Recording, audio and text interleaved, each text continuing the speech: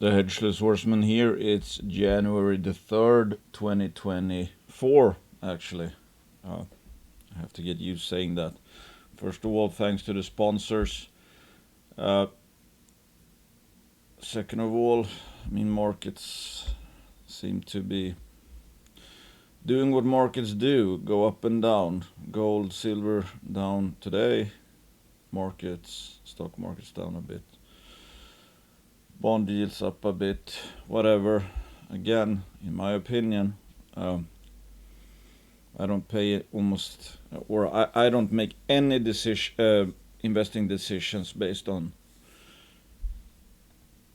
where metal prices are going or where the stock market is going or where the bonds are going. I just stick to one thing to shut out all the noise, because if I had 50 inputs, like guessing where silver and gold is going to go in the short term. The funny thing is, of course, today, if it's down, my guess is that if they open down like this, my guess is they'll be up tomorrow. It's like, 50-50. It's a coin toss, basically. And if you just keep, you sell on down days, then up the next day might be up, and you buy on up days just because you get a bullish impulse because metals are green. Again, does that matter that much? Like we saw yesterday, I don't know, I think metals were up. Did that stop Hercules Silver from going down 48% or 50% at one point? No, it didn't. So I'm trying to focus on the micro stuff, and the macro stuff can come as a bonus. The only macro thing, I guess, that I'm not really basing on anything on, but like I'm well aware of, is that the next big move for junior miners is up. The next big change that can happen here is to go from where we are into higher levels, and they can all fall further, but that's not the big move. The next big change is going to be up. So that's what I'm been waiting for, and I can't really say that I was waiting for that up here, but it's like, last 2 years, I think they've been too cheap, let's say. A lot of them. A lot of the good ones, at least. So that's the main thing. That's why I don't need to do much right now. I'm just waiting for the tide to change, and there's 100% guarantee that it will change. I just have no idea when. But I thought I would go through some questions or comments after on the video I did yesterday. Like someone here, long-time listener, a question in regards to reshuffling. Sometimes I hear the argument that one should always look to be invested in the stock that has the highest future return.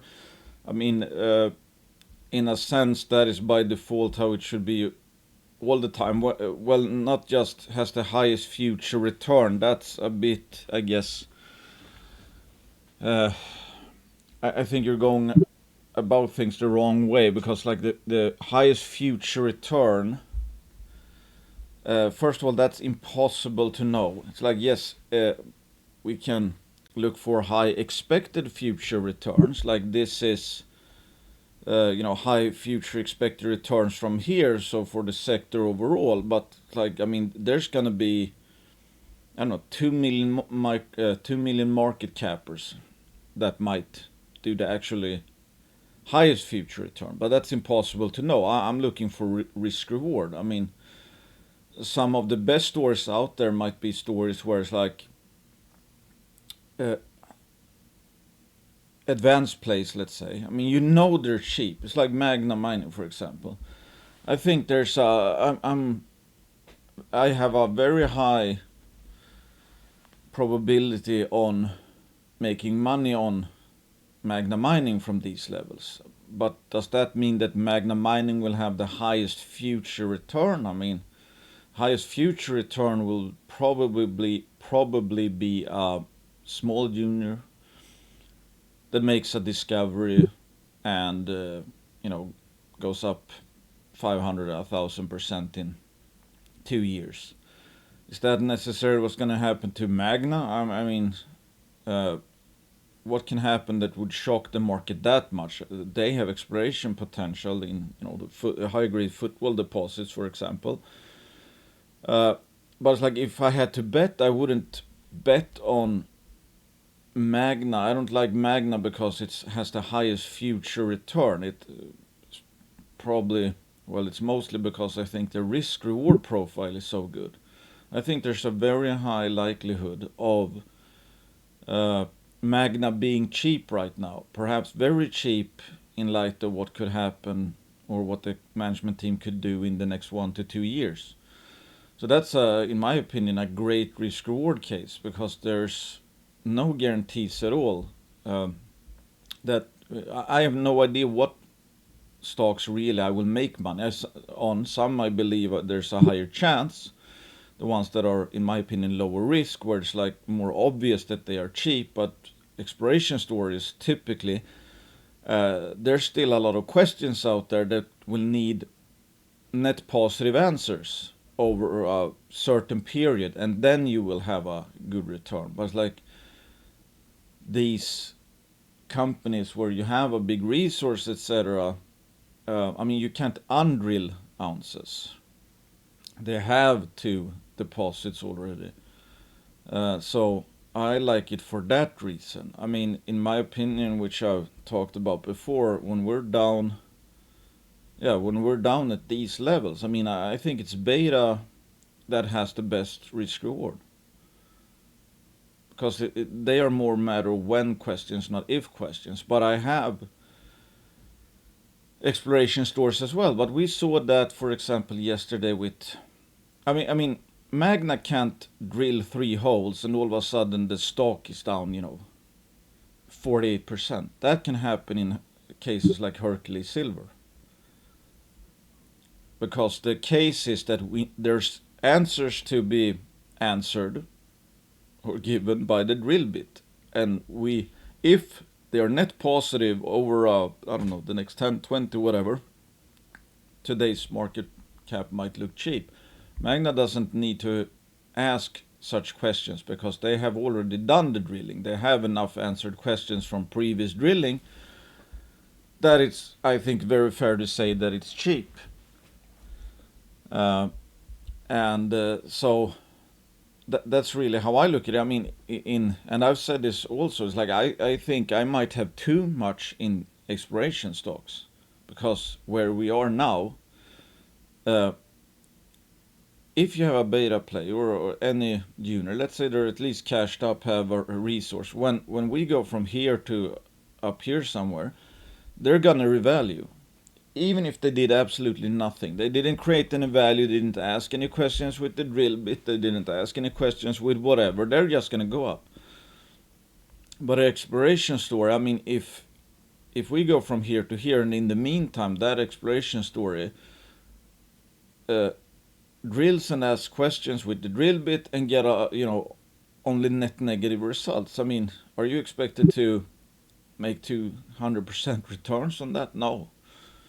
Not really. So that's the risk we're taking. We're sacrificing, or we're trading higher risk for potentially higher returns, or at least in the way that, okay, if the market does nothing for the next 6 months to a year, and you have some success with some exploration stores, they might still go up, and then you can obviously reshuffle later on in these kind of plays before they actually start moving. Let's say in 6 to 12 months the market will go on a tear, but in the meantime it will just zigzag down here or whatever, but you have some exploration stores that went up a bit, and then you can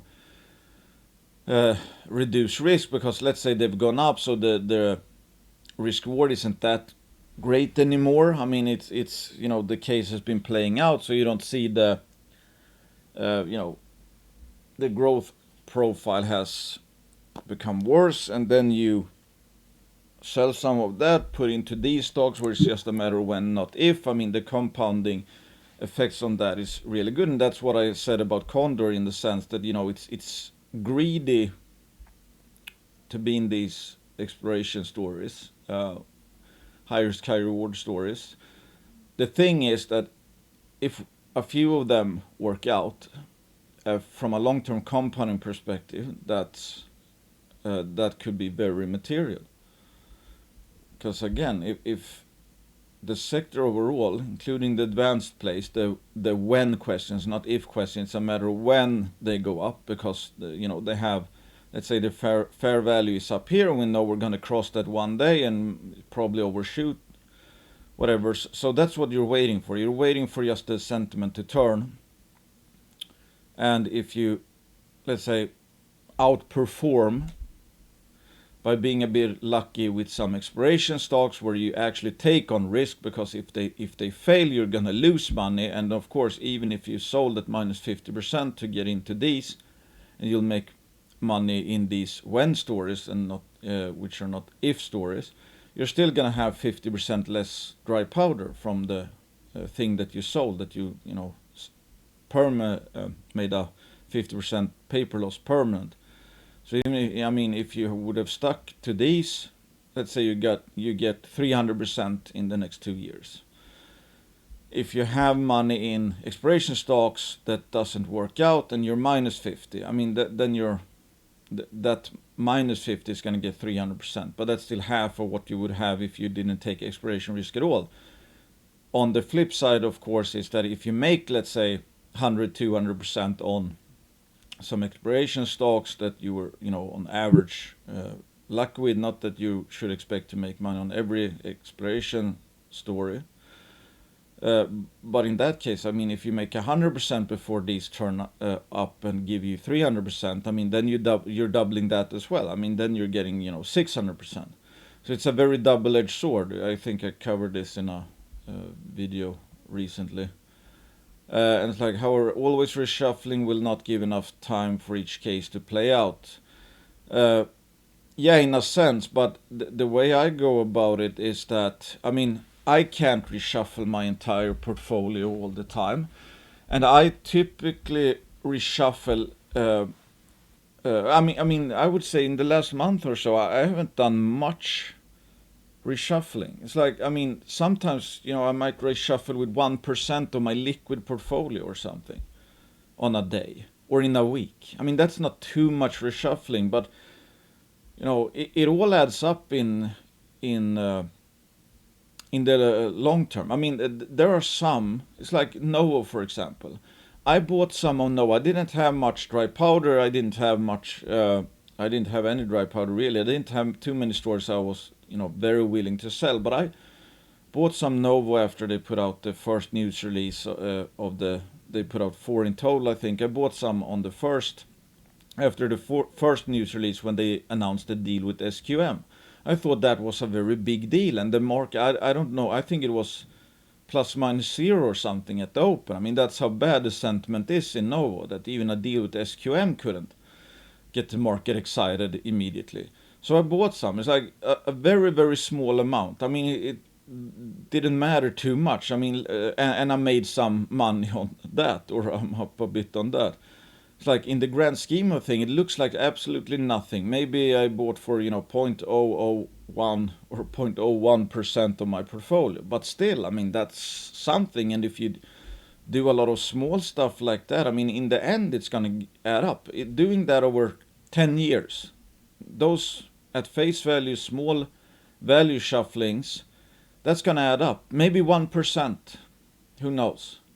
And 1%, okay, that might be too small. But anyways, like from a compound perspective, everything adds up, and even more with time, every time you do something good. Because if you consistently do some okay value shuffling, that's good. But that was because that was a special situation. It's like, here I just drew up, let's say we have 3 stocks here. They're all growth stocks, and you think they're all live. You think you can see that, hey, given all we know right now, I think there's a fair chance, whatever you put that probability at, that the price today will look cheap in 1-2 years. And then one can say, well, then you only have to hold it for 1-2 years. So yes, in a sense that's correct, because over a year it's too much noise.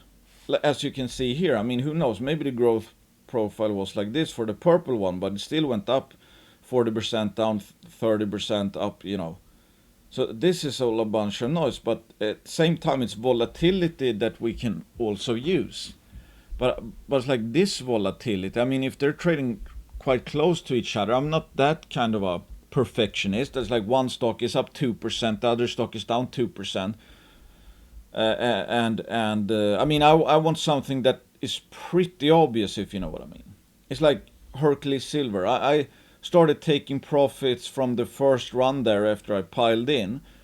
After, I was up maybe 100%. So it's not like I'm reshuffling after a 5% pop or something. I mean, that's such noise. I mean, it's almost meaningless. Then you won't. I mean, that's not an obvious opportunity. But it's like if Hercules Silver, like we saw, drops 48%, that's huge. That's huge volatility. I don't have a good example here, perhaps, but it's like, let's say this is Hercules Silver, it drops 48%, and I think that's like, hey, okay, maybe I have hope for better results, but like I think 48%. I mean, I think it went past the fair value given what we know at, like, I don't know, with 20%. That might be, enough volatility that all of a sudden, yes, it opens up for some value shuffling. Because if you have these three stores, like let's say you have still a pretty good core position in all three. Let's say this is your entire portfolio. You have three growth stocks, and they're all slowly growing over time, and you can't really see the growth unless you look out 1 year or whatever. Because let's face it, if you buy here and a year later you're here, at face value it doesn't look like it's grown anything, but the trend is actually up, and after just 7-8 months you would be up here from here, and all of a sudden, yeah, it's growing and my paper profits are growing. But that's still noise. That's what I mean also by, you can't judge your investment returns. That's like you bought here and then you look how and you have a 50% portfolio loss here, paper loss. That's not a fair judge of how good or bad you are at investing, because you've only seen half the picture. I would count from here to here, here to here, maybe here to here, something like that. But what most people do, obviously, and I talked about this, they buy high and sell out the lows, and then they're not part of it. So they only were along for the ride, one side of the coin, in the bear market, and it's the bull markets that's supposed to pay for the bear markets. But if you only stay for the bear market, how on earth are you gonna expect to make money over long term? And we have no idea how long the bear market is. We have no idea how long the bull markets are. We don't know how good or bad they will be. So this idea with just having time horizons, like, oh, I'm expected to, it's the same with people posting annual returns. That's just a snapshot. You can have, let's say from here to here, that's a year. A calendar year. So you just happen to measure a portfolio from here to here, and you're like, oh, I'm up 100%. That's great. Oh, that's again, that's very good. But this was probably a sentiment high. So if the calendar year was like 14 months instead, you would be back here and wouldn't have much to show for it. The goal always obviously is the long term, but you have no idea when volatility might strike in a bad way. Let's say this to here is a 12-year period. Good case, works out, it's actually a growth story, but the calendar year is January here, last December here. That's gonna look shit. But the next year, same position, let's say, is gonna look awesome. And it's the mean that's like, when you see people post like 100 plus, 200 plus, maybe even more than that annual returns on a given year, it's like they will not be able to keep that up. And it's like someone said, it's typically the top 5% percent of people who had, their best years, they are typically the one that post their charts. And it's much more fun to post a year that's been good, if you know what I mean, because we do want the recognition, we do want the fame, etc. It's like even my concentrated high risk portfolio, it was only up 20%, and I would expect that to have been more because it's concentrated and all that. So it wasn't a good year for me relative to my previous years. But it's a marathon. It's a long-term thing, and it's like someone also said that typically the ones who post the best annual returns this year, they will probably not be the ones to have the best years next year. What I'm trying to say with that is, like, you see people post a trade or a year, etc. It's like it's immaterial. It's the long-term portfolio that matters. But anyway, getting back to this. If I only had these three stocks, so I'm fully invested all the time. I don't even deposit money, don't withdraw money. I only own these three stocks. I would be I would ride these trends with my entire portfolio. I would be along for the ride. But in the meantime, let's say we're here.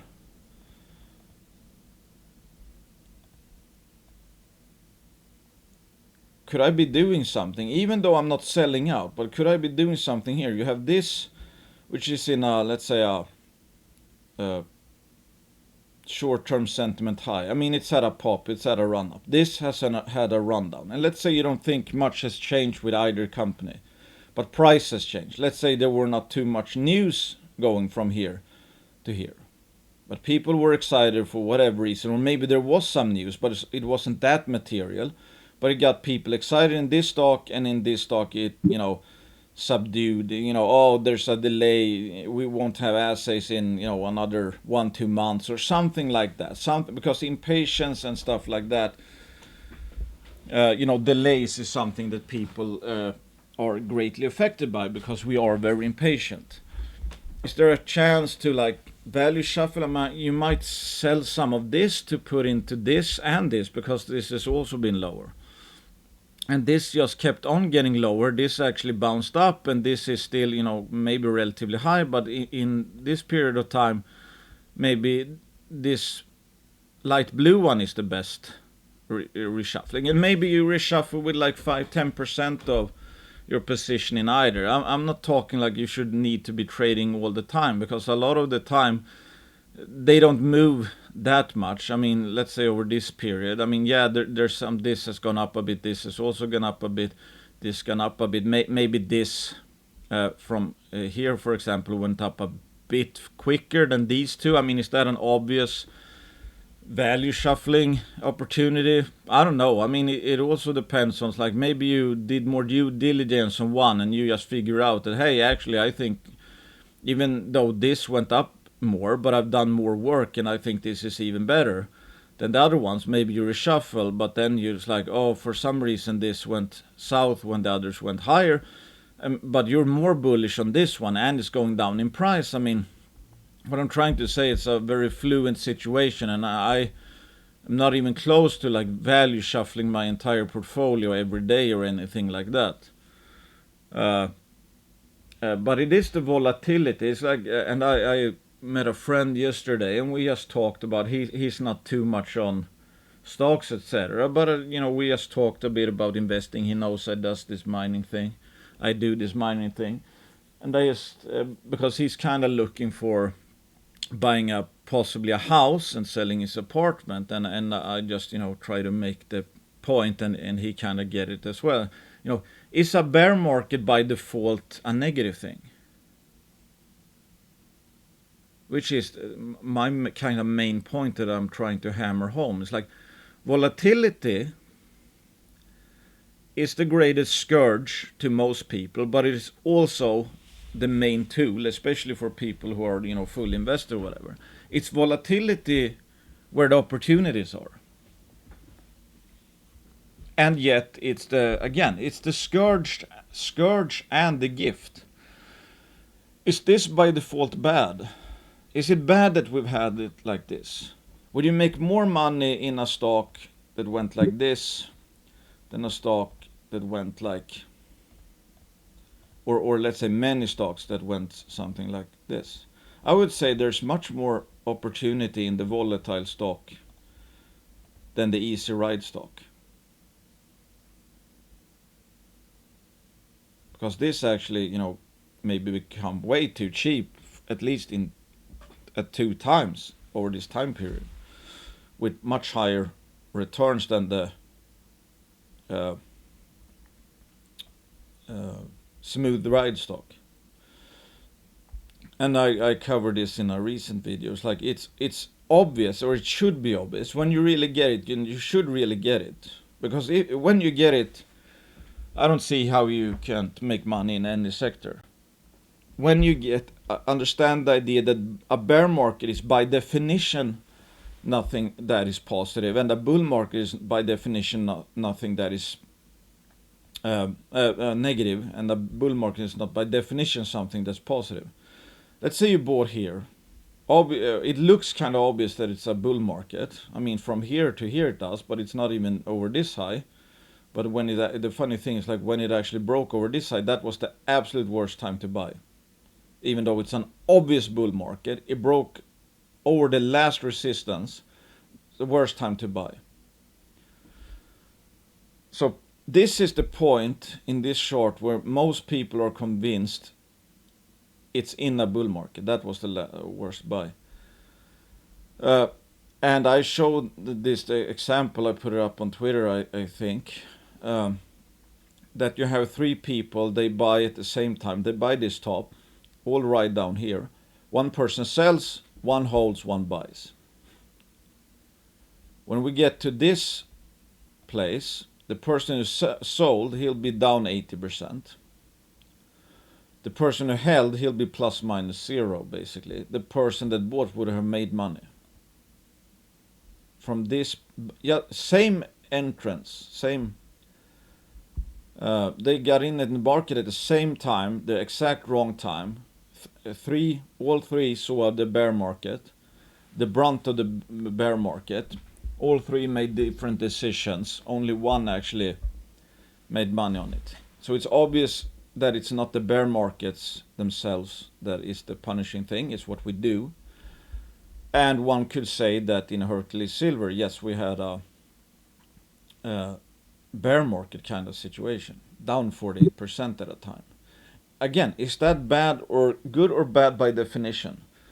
If the news was so bad that even minus 48% is not enough, it should go even lower, then it's a sell. Even after minus 40%, 48%, it's still a sell. Because what I'm interested in, my focus is not overpaying for things. If I overpaid for something and made money for a time, that was still a mistake. If I bought something cheap that still went down, that's not a mistake. And I should be buying more. And in the case that you bought something that was overvalued, went up in price, you should sell.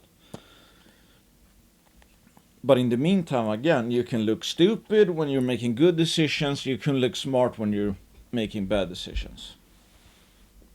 It's like, here's obviously Stefan here. Took profits on half my deal position and got into big at a discount. Have missed the boat previously. I mean, this is kind of stuff, similar stuff that I do. If there's volatility in a stock, there's high volatility, I at least will try to dig into it, because typically, when things sell off in this sector, they tend to sell off too much, because how it works.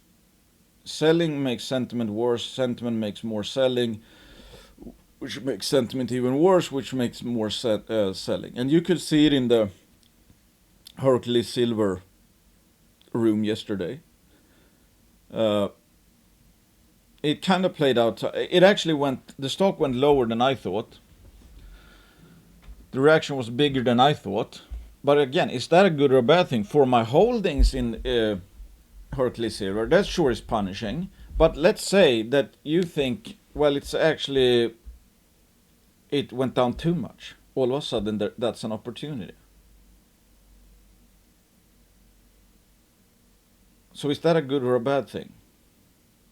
In the short term, you're gonna have paper losses. In the long term, if you think that, well, I don't think this case is over, I think actually it might be too cheap, I think the market is overreacting. In case the future is positive, you'll end up making more money on Hercules Silver in that case. Let's say they do end up proving out something big. A tier 2, tier 1 world-class discovery. In that case, this might be the best buying opportunity in the history of the Hercules Silver story. I don't count if you could buy like when it was 10-15 cents and there wasn't even a porphyry discovery. That's what I see people do all the time. It's like people brag about, and that goes for a lot of stocks. They brag, I remember some person who I had bought into, I think it was Dolly Silver, and a person's like, well, I bought Dolly Silver or Dolly Warden at even lower price, like, one-upping me, kinda. And in my mind, I didn't say it, but it's like, well, I did, when it was at lower levels, I didn't think it was as good as now. Because the thing is with Hercules, yes, I had warrants in Hercules Silver, but I piled in after the news release. I think it was much better at higher price after the first copper intercept than it was at cheaper levels before it. And that's also a thing with, I was going to say, kind of egotistical. It's like, if you take credit for being in something at lower levels. It's like, and then they just end up, you end up getting lucky and you brag about that. It's like, how can you take advantage of that? Was that a good decision? Was that a good decision that I simply was lucky? I mean, one could say, well, I bought it cheap, but it's like, to take credit for, I was in before they made the, copper discovery, yada yada. No, you just bought a cheap stock and got lucky. And that's kind of how I look at my warrants in Hercules Silver. I had no idea they were gonna, have that hole and have Barry come in later. Do you think I had the faintest idea that now when I entered a private placement at 8 cents that Hercules Silver was gonna put out a hole like that and have Barry come in? No, so if that wasn't even part of my decision making, how can I take credit for it?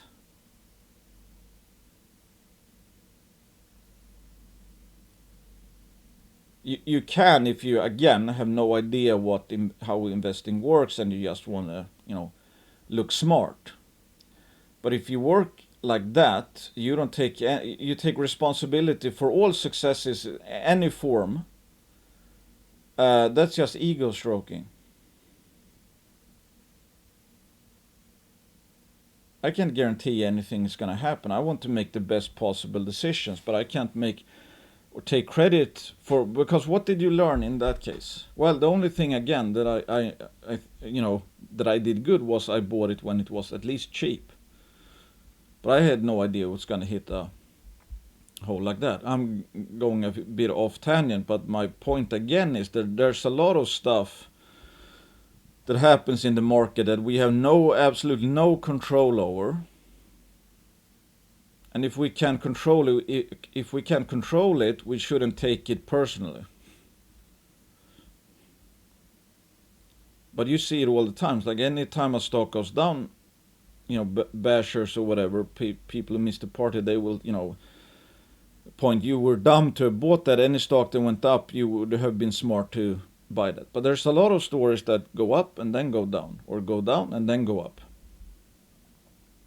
So when everybody say, "Oh, you're dumb for having been in this," maybe that's the time you should buy. But would you do that if you fell for bashers or whatever? That you would be dumb to be in this stock. It's like there's so much noise and so much we can't control. Do I know that from this period here from this level down here that I'm gonna make money on Hercules Silver? No, I don't know that. I just know that there's a smaller chance of success priced in right now. I know that if it ends up being a significant discovery, I'm going to make more money from this level than from this level. It's all a bit about risk reward. Do I have any idea how it's going to act in the short term? No. I have absolutely no idea. And it's like what Sigmund says here: Hercules uncovering a massive copper porphyry could be the mining store of blah blah blah. Close your eyes and hold tight, tell your grandchildren. Let's see if this is indeed how it plays out. Let's see the IP Hercules. I mean, that's basically, I think hits the nail on the head here. This should be not your only story. This is one of many stories. If this ends up in 1-2 years, if this is at $5, whatever, obviously you'll make money on that. So I mean, it's a pretty, I'm not going to say binary, but it's pretty nice in the sense, I mean, kind of fire and forget. Because if you theoretically, let's say you have some exposure in Hercules, and you're like, okay, my bet here, how I'm going to play this, I'm going to have whatever. It's like I'm going to have 2% of my portfolio in Hercules. I mean, I know some have a lot more. Of course, if it goes well, they're going to make a lot more. If it goes bad, they're going to lose a lot more. I mean, that comes with the territory. But let's say you have whatever, 2% position or 5%. If you could time travel in 2 years from now, you're either going to be up or down. Nobody on earth can tell you right now which it's going to be. But you have a 50% chance at face value of being correct whatever you guess. But the thing is with these growth stories, with let's say high blue sky, it's asymmetrical. So I don't think it's going to be either down 50% or up 50%. My bet in 2 years, it's either going to be up several hundreds of percent or down 50% or down more than that perhaps. And the longer you drag it out, I mean, because if someone asks me, next month, I have no idea. I can't build a case what Hercules Silver is going to do over the next month. And that's why it's like people who built the case on, obviously a lot of people were in it for the next news release, which was this, because we had a almost 10.9 million shares traded. Do I think it said that much about the case? I don't think so. I mean, when you think about it, this is from the presentation, I'm pretty sure. This is the copper porphyry target area. That's this green line here. And we don't know what went into that. I mean, how much they're arm waving, if you know what I mean.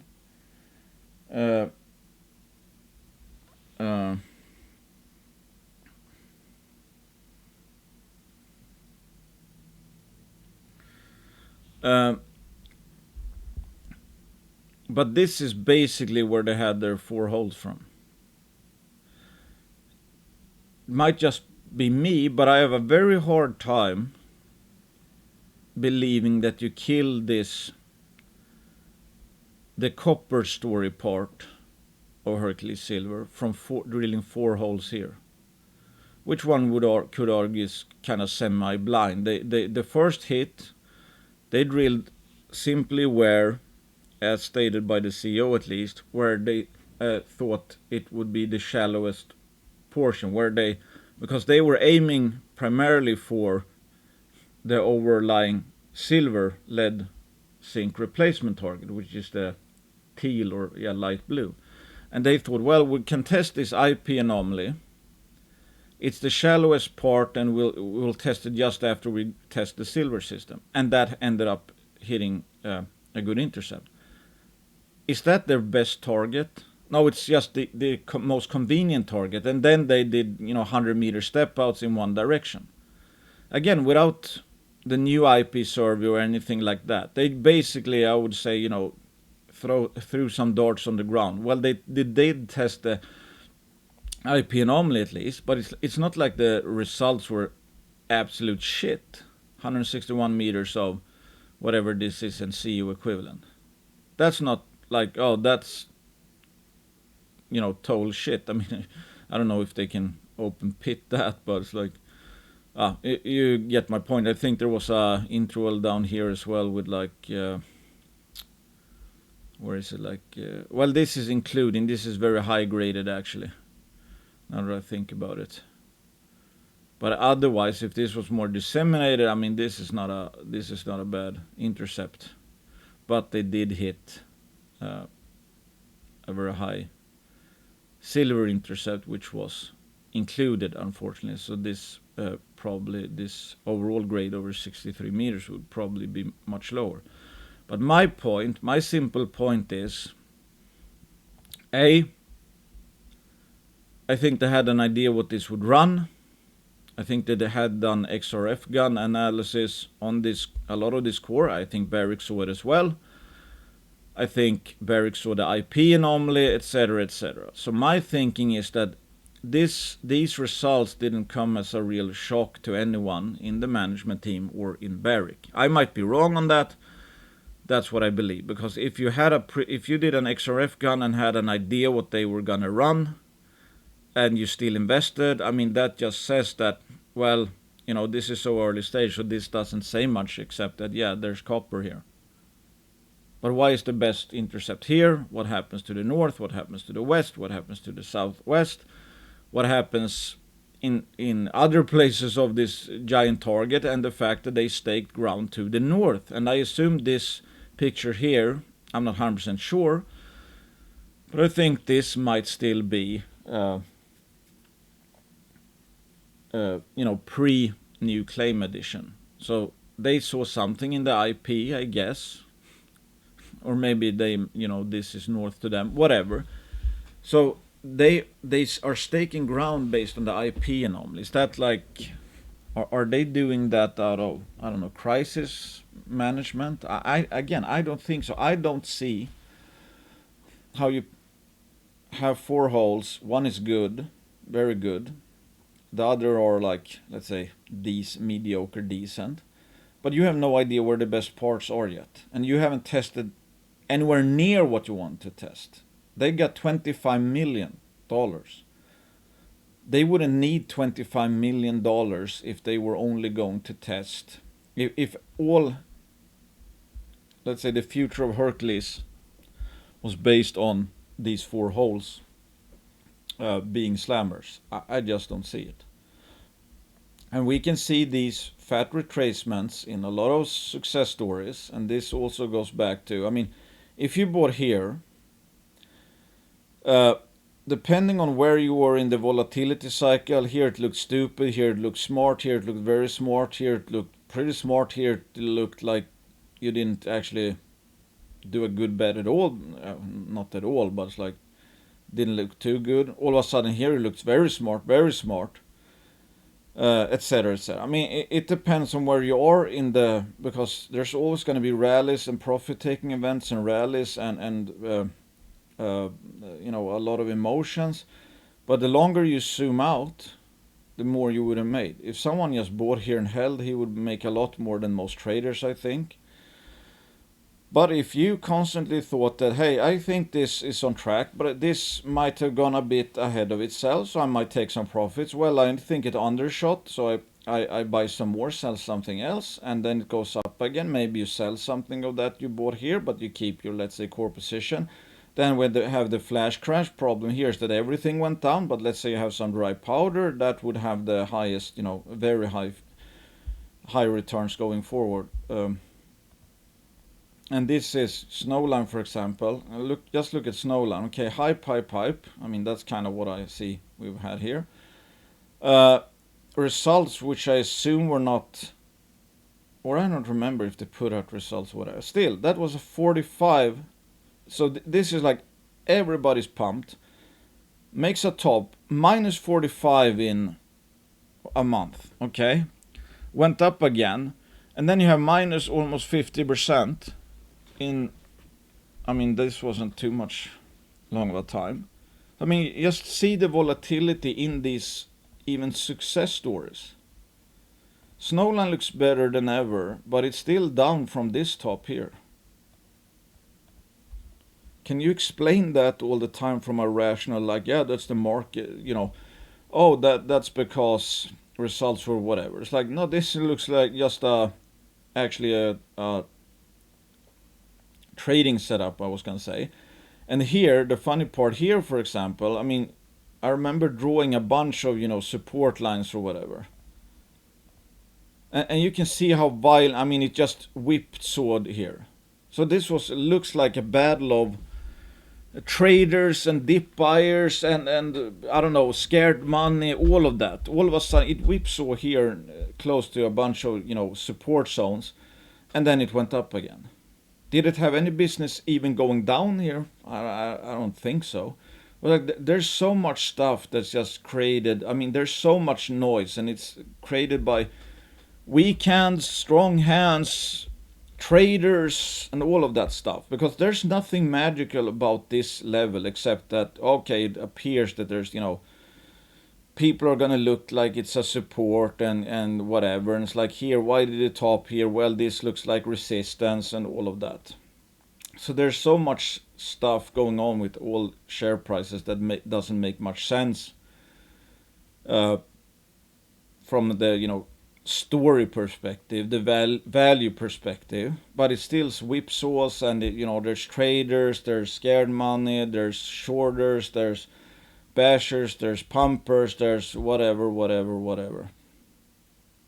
Because again, in a short time frame, it's like, if you bought here, look dumb, look smart for a bit, look dumb, look dumb, look dumb. All of a sudden, you look pretty smart. Here, you look very smart. I mean, again, same with measuring your results from a calendar year. If Snowland is a fat success, but it's like your calendar year is, let's say, here to here, your portfolio is going to look bad that year. The next year, or next 2 years, it's going to look really smart. And maybe not too much had changed in between. And it's the total long-term results we're after.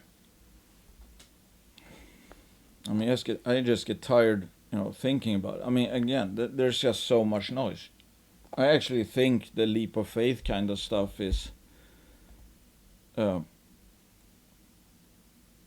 of the best. That's like, I mean, take Hercules, that you just simply are humble enough to know, I have no idea how this is going to play out. I know what I'm paying for all. I know what I'm paying for 25 million, a silver resource, and this potential here. And if you ask me, okay, what's the upside within a month? I have absolutely no idea. I don't even know where it's going to be trading today. But if you could time skip 2 years from now, then you can be kind of certain that either you're going to be up and it's probably more than 50%, or you're going to be down and it might even be more than 50%. In 3 years, even better, if you know what I mean. I mean, the discrepancy from today's price, because if this grows for 3 years, it's going to be higher, more value in 3 years than in 2, and more in 2 than in 1, etc., etc., which would bring it further from the price you paid today. If it's crap, if it ends up being crap, they don't find anything, they don't grow it at all. I mean, then it's gonna be down, and maybe down a bit more later on, yada yada. But a few of these over that time frame, or you have other stories like this. I mean, some of them will actually be growing over the next 2-3 years, and will probably pay for the ones that do not work out. But everybody's so quick that if you hold a stock that doesn't work out, you're a moron. If you held a stock that did go up, you were so smart.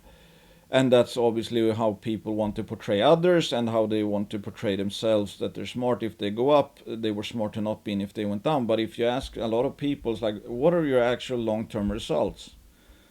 They probably don't want to show you. Because they are, I mean, again, it's like, if you don't have good returns, if you don't really know what you're doing, you're going to be more inclined to piss on other people, tear other people down, and uplift yourself. Just show the good stuff.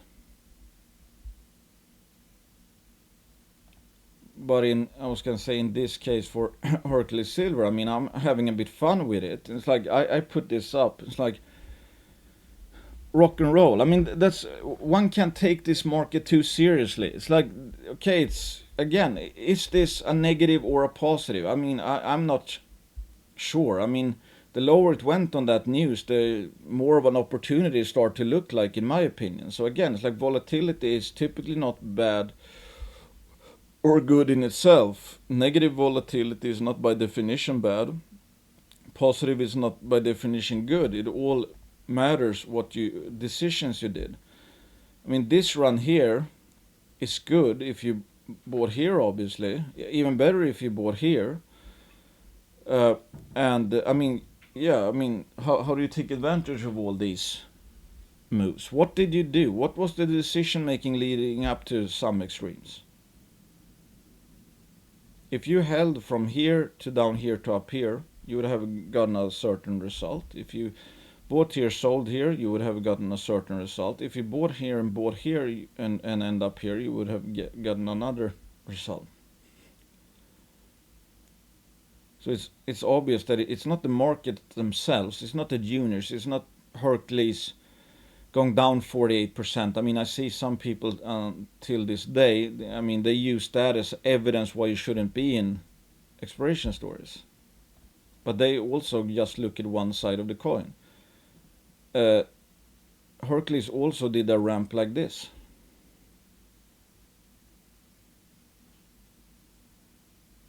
So you can't just look at one.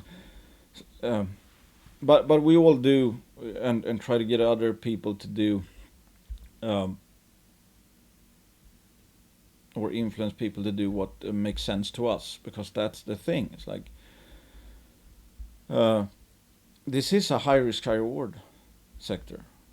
But if you make the wrong decisions as well all the time, then nothing can save you. Because somebody can make money on this same market that the other person can play, but the other person makes bad decision and he will make absolutely no money. So it's obvious that it's not the market per se, it's the decisions we make. And here, for example, I mean, Great Bear, it's not like they hit, I mean, look at how many drill holes they've drilled. It's not like they drilled barn burners every single hole.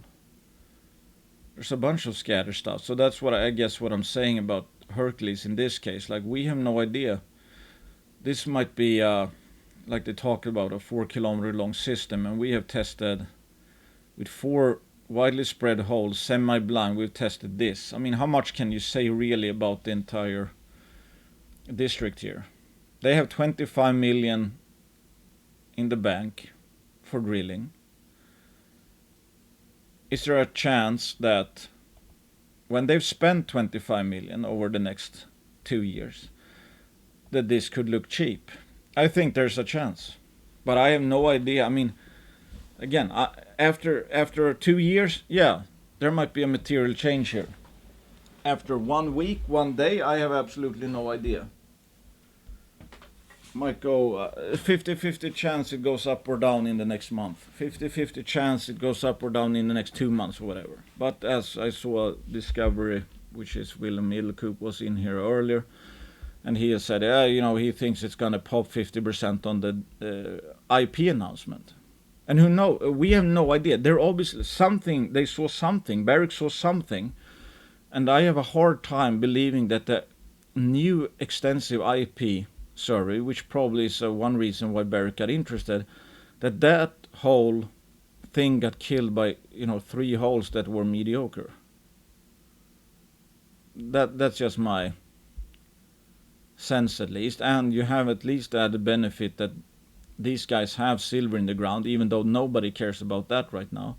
It's the kind of, I would say, this kind of phenomena with Condor. I mean, they put out that they have a JV, or will have a JV with Tech on Cobra Orco, which is obviously a major worthy target, because Tech is a 30 billion market cap. The market barely didn't move. Did it actually move at all? up 1.2% on 62,000 shares. That's almost a nothing burger. Why? Because A, sentiment is piss still, and well, I also think that Condor is not a story that people follow that much yet, at least, and most eyes are on Pucamayo.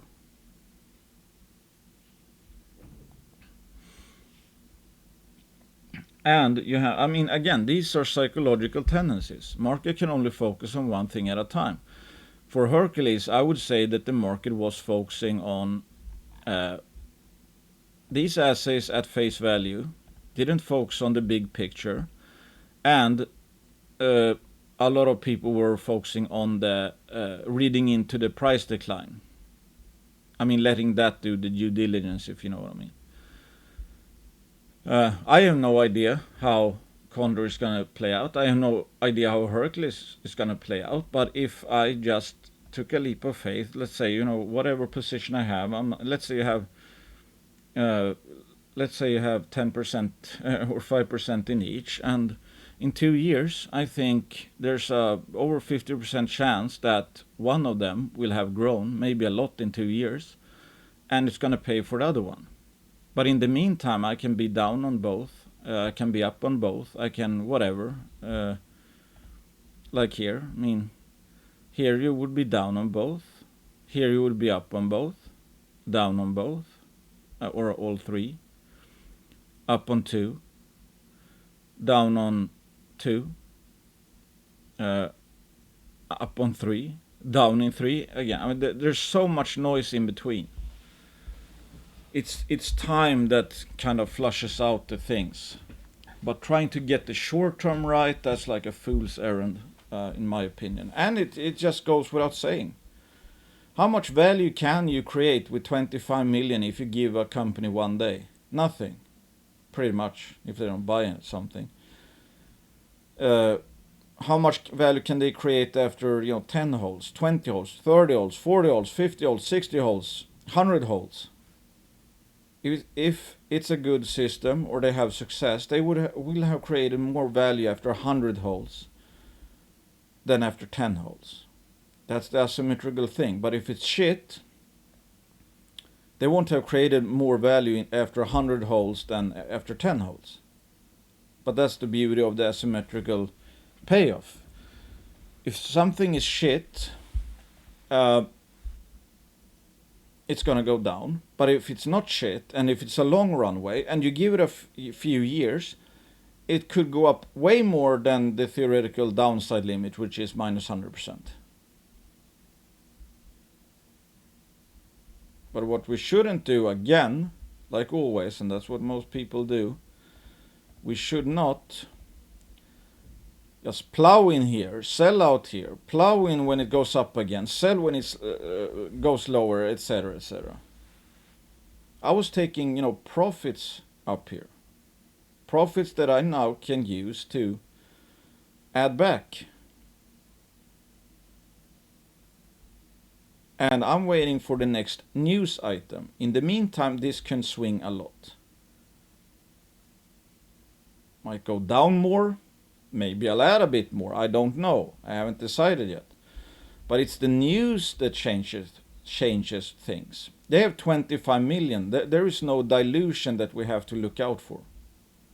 It's not like what goes for most juniors in this sector and why this is such a brutal bear market. Why juniors have such a brutal bear market. The lower the price goes, the more dilution typically comes if you need money. So it's a negative circle. It's a negative spiral.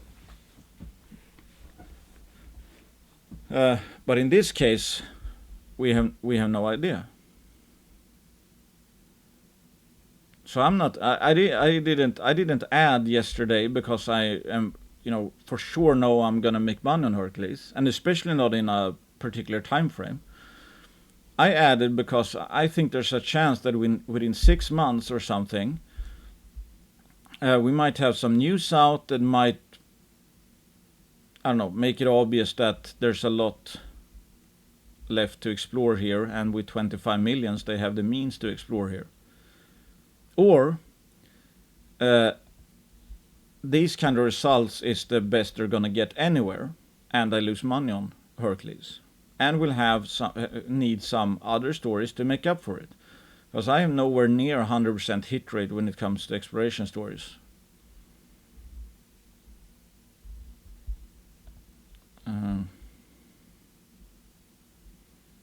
And here's say one reshuffle all their stocks every day, then it would be impossible to make any real profit, since the time frame is just 1 day for every stock, and that is not the time frame on which the initial investment was based upon. I mean, yeah, in theory, but also, and I mean, there's so much noise on the short-term time frame. But like theoretically, could you let's say you have a portfolio, there's only 2 stocks in the market.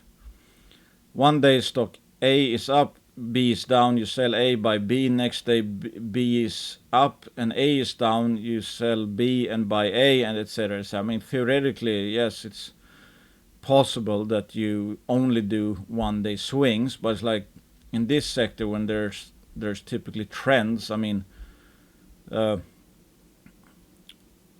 easy is that to do? I mean, what do you do if A goes down, you buy A because B was up, but then B goes up more and A goes down? I mean, theoretically, you could end up with only having 1 stock, and sure enough, that might be valid in a sense that maybe, the one that just kept on going down was actually way too cheap. So you'll end up with only owning 1 stock, the one that went down, and then that's going to go up a lot, and the one you sold which went up, that's going to go down. So I mean, yeah, but that's not really shuffling.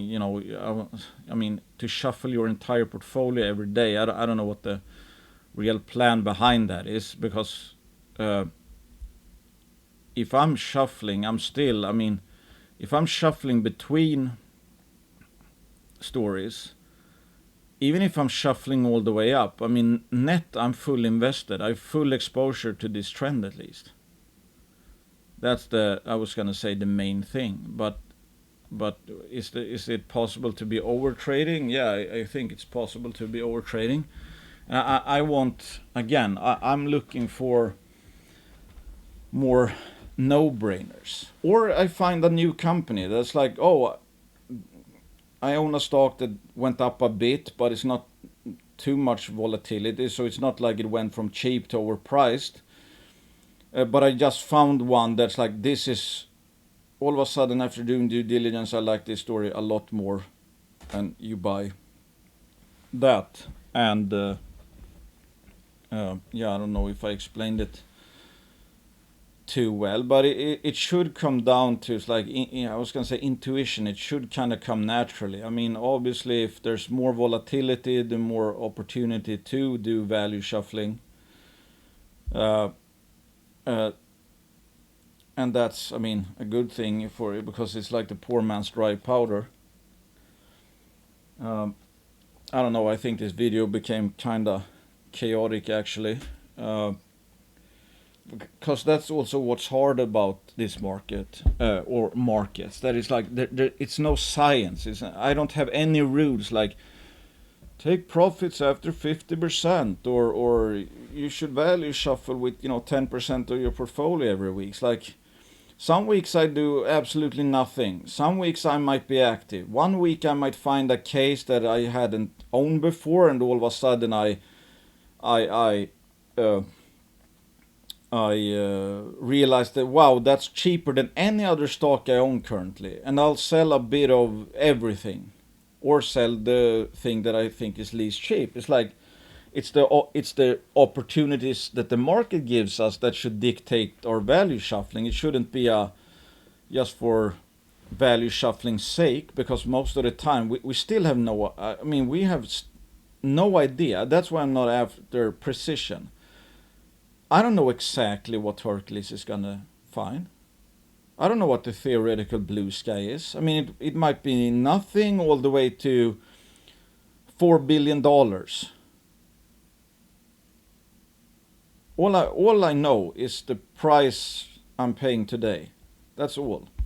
Then I can have some assumptions, and again, I like to read a lot between the lines and just have some common sense. Like, well, if I assume that Barry kind of knew the assay results, then they wouldn't be discouraged really, because if they weren't even surprised by these holes and they invested anyway, I mean, they're obviously seeing something else. I mean, again, the CEO Chris was so excited about the IP, which we haven't seen yet. Why was he excited about that? Why did he think that was the big thing? He wasn't hyping up these coming assay results, not in my opinion at least. And why did they add land up here? And apparently someone said that Rio Tinto had been making plays in the area. So did all that fall apart because they did, 100-meter step outs in one arbitrary direction and that didn't hit any barn burners? Like, I have a hard time seeing that. And I think it was Willem who pointed out that, the discovery hole at whatever porphyry target, that was like hole 55. We're at hole 5 or something. It's like, I simply think it's way, way, way too early to say anything about how this is going to look in 2 years. I just know the price we're paying is lower, 40% lower than yesterday. Anyway, that's my...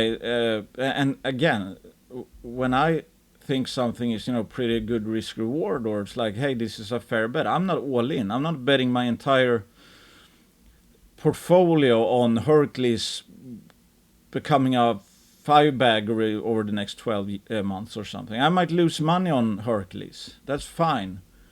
I just don't think can't be that bad of a bet if I got a 40% discount, 189. They got silver, they got 25 million in the bank, they have all this left to explore. We have an IP anomaly which we haven't seen yet, and if you add 40 holes here, I mean, things could change a lot, I would think.